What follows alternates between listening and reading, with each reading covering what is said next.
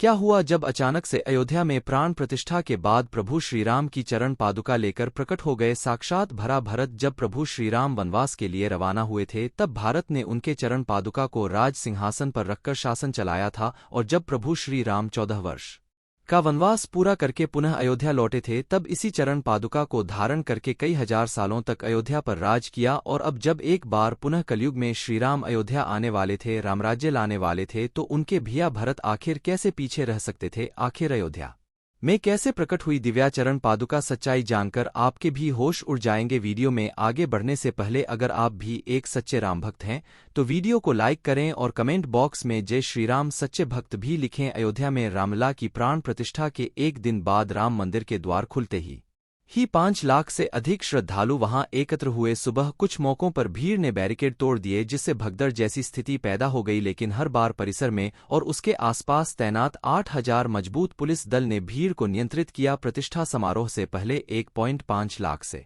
भक्त अयोध्या पहुंच गए थे और धर्मशालाओं में रह रहे थे। कुछ लोगों ने खुले आसमान के नीचे रात बिताई। उनका लक्ष्य रामलला की प्राण प्रतिष्ठा के बाद पहली सुबह मंदिर के द्वार खुलते ही प्रवेश करना था। 23 जनवरी को राम मंदिर के दरवाजे आम श्रद्धालुओं के खुलते ही लोगों की भीड़ में एक शख्स ऐसा भी था जिसने अपने सर पर धीरे धीरे चरण पादुकाएं उठा रखी थी। वह भीड़ में निरंतर मंदिर के अंदर जाने का प्रयास कर रहा था। कई लोगों ने उसे देखा तब उसका कहना था कि वह दिव्य चरण पादुकाएं प्रभु श्रीराम को भेंट करने आया है, क्योंकि यह उनकी ही चरण पादुकाएं हैं। कार्तिक नाम के एक भक्त का कहना था कि वह शख्स जिसने चरण झुकाए अपने सर पर उठाए हुई थी, वह हमारे साथ कई घंटे तक दर्शन के लिए इंतजार में खड़े रहे। उस दिन तकरीबन 5 लाख श्रद्धालु अयोध्या राम मंदिर में दर्शन करने के लिए पहुंचे थे और तकरीबन 4 से 5 घंटे तक वह शख्स उस दिव्य चरण पादुकाओं को अपने स्तर पर धारण किए थे। उनका एक ही कहना था कि वे यह चरण पादुकाएं प्रभु श्रीराम के लिए लाए हैं और उन्हें सौंप कर ही अपना कर्तव्य पूरा करेंगे। जब तकरीबन 4 से 5 घंटे इंतजार करने के बाद हमें रामलला के दर्शन का सौभाग्य प्राप्त हुआ, उस समय भी वह मेरे साथ थे। उन्होंने वह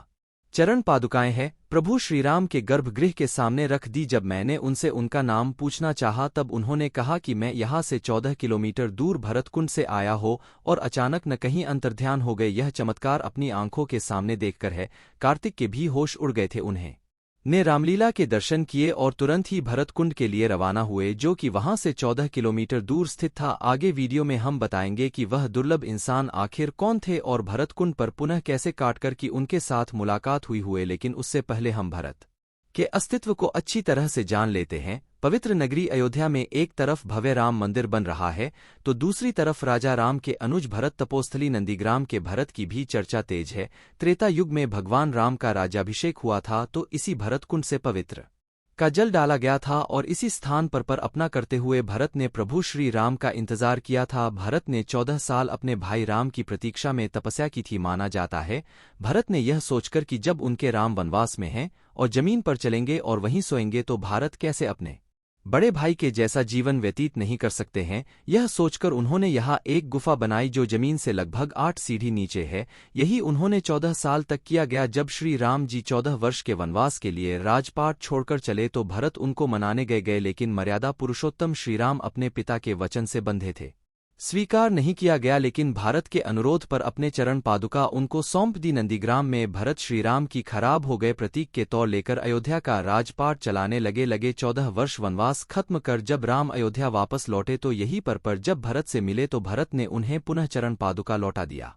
अब जब प्रभु श्रीराम अयोध्या लौट चुके हैं तो हो सकता है भरत उन्हें चरण पादुका लौटाने अयोध्या आए हैं। जब कार्तिक भरतकुंड पर पहुंचे तो भारतकुंड प्रभु राम के आने की खुशी में पूरी तरह से सजा हुआ था। तभी कार्तिक जी को रहस्यमय तरीके से वहीं भारतकुंड में स्नान करता हुआ दिखाई दिया गया, जो चरण पादुका लिए अयोध्या राम मंदिर में मौजूद था। इसके बाद कार्तिक ने उनसे पूछा कि आप अयोध्या में रहस्यमय तरीके से कहाँ गायब हो गए थे और आप यहाँ पर क्या कर रहे हैं। तो उस व्यक्ति ने कहा कि हमारे पूर्वज कई सालों से इसी भरतकुंड के आसपास ही निवास करते हैं और प्रभु श्री राम के भाई भारत को अपना ईष्ट मानते हैं। एक दिन रात के समय स्वयं हरण हमारे सपने में आए और उन्होंने हमसे कहा कि भरतकुंड के गुफा के अंदर एक विधेयक चरण पादुका रखी हुई है, उसे ले जाकर अयोध्या में नवनिर्मित राम मंदिर के अंदर रखना होगा। वहां प्रभु श्रीराम अपना राज सिंहासन संभालेंगे और जब हमारी आंखें खुली तो स्वप्न अनुसार अपने राजा का आदेश मानते हुए हम चरण पादुका को अपने सिर पर रखकर अयोध्या धाम के लिए रवाना हुए, और जब राम मंदिर आम श्रद्धालुओं के लिए खुल गए आया तब हमने वह दिव्य चरण पादुकाएं प्रभु श्री राम को समर्पित कर दे दी। अयोध्या में दिन प्रतिदिन ऐसे कई दिव्य चमत्कार लगातार हो रहे हैं। हाल ही में 22 जनवरी 2024 को अयोध्या के भव्य राम मंदिर में भगवान रामलला की प्राण प्रतिष्ठा हुई। इसके अगले ही दिन लाखों लोग अपने आराध्य के दर्शन को उमड़ गए और इसी दौरान एक बंदर भी गर्भगृह में प्रवेश पेश कर गया। श्रीराम जन्मभूमि तीर्थ क्षेत्र ट्रस्ट ने ट्विटर पर इसके बारे में जानकारी साझा करते हुए कहा है कि वहां तैनात सुरक्षाकर्मियों का कहना है, यह हमारे लिए ऐसा ही है कि मानव स्वयं हनुमान जी रामलला के दर्शन करने आया है। यह घटना 23 जनवरी को शाम के करीब 5:50 गई है।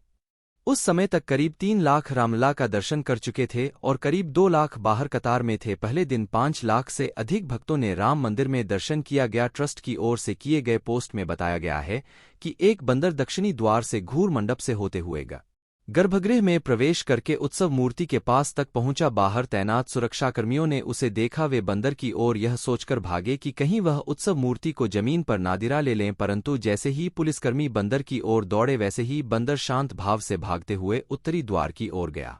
आया द्वार बंद होने के कारण पूर्व दिशा की ओर बढ़ा और दर्शनार्थियों के बीच में से होता हुआ बिना किसी को कष्ट पहुंचाया है पूर्वी द्वार से बाहर निकल गया। वैसे अयोध्या में वानर की इस तरह उपस्थिति की यह कोई पहली घटना नहीं है। राम जन्मभूमि मुक्ति आंदोलन के दौरान कई प्रमुख मुद्दों पर की तरह वानरों की उपस्थिति देखी गई है। इसी बीच राम मंदिर की प्रतिमा निर्माण करने वाले कर्नाटक के मशहूर मूर्तिकार तरुण योगीराज ने ऐसी बात कही है जिस पर आप भी हैरान हो जाएंगे। उन्होंने कहा है कि नवनिर्मित राम मंदिर के गर्भगृह में जो मूर्ति लगाई गई है वह उन्होंने नहीं बना, दरअसल में बात को अलग तरीके से कह रहे हैं। उन्होंने कहा कि गर्भगृह के बाहर तक उनकी मूर्ति की छवि अलग नहीं थी, लेकिन जैसे ही मूर्ति को गर्भगृह में प्रवेश कराया गया उसकी आभा ही बदल गई। इसे मैंने भी महसूस किया गया। मैंने गर्भगृह में अपने साथ मौजूद लोगों को भी इस संबंध में कहा था कि यह दैवीय चमत्कार है या कुछ और हो, लेकिन मूर्ति में बदलाव हो गया था। एक टीवी चैनल को दिए गए इंटरव्यू में अरुण योगीराज ने कहा कि मेरे पूर्वजों की 300 सालों की तपस्या का यह परिणाम है। मुझे शायद ईश्वर ने इसी कार्य के लिए धरती पर भेजा था, इस जन्म में भगवान श्री राम लला की मूर्ति बनाना। साथ ही अरुण योगीराज ने एक बड़ा रोचक चमत्कार भी सुनाया। उन्होंने कहा कि हम जब मूर्ति का निर्माण कर रहे थे तो हर दिन शाम को 5 से 6 बजे के बीच बंदर वहां पर आते थे। वहां आते मूर्ति का काम देख ले और चले जाते हैं। कर्मशाला में इस प्रकार से बंदरों के आने से हम लोगों को परेशानी होने लगी, लिए हमारा ध्यान भटक जाता था। फिर हमने ट्रस्ट के महासचिव चंपत राय के समक्ष इस बात को रखा। उन्होंने कर्मशाला में घेरा लगवा दिया गया, वहां दरवाजे लगवा दिए गए। उस दिन शाम को जब बंदर आए और उन्होंने पूरा इलाका बनवाया तो दरवाजा पीटना शुरू कर दिया। हमने दरवाजा खोलकर देखा तो एक बंदर को वहां पाया। अरुण योगीराज ने कहा कि जब हमने दरवाजा खोला तो वह अंदर आए, मूर्ति का निर्माण देखा और चले गए। फिर हमने दरवाजा बंद नहीं किया। ऐसे कई चमत्कार अयोध्या में नित्य प्रतिदिन हो रहे हैं। आज जो भव्य राम मंदिर का निर्माण हुआ है वह कई हजारों कार सेवकों के बलिदान का प्रतीक है। आप नीचे कमेंट बॉक्स में बताइए कि आप अयोध्या का जा रहे हैं, और यह वीडियो अगर आपको पसंद आई हो तो लाइक जरूर करें। रोजाना ऐसी घटनाएं देखने के लिए हमारे चैनल को सब्सक्राइब भी जरूर कर लें। अभी के लिए आप सभी को जय जय श्री राम।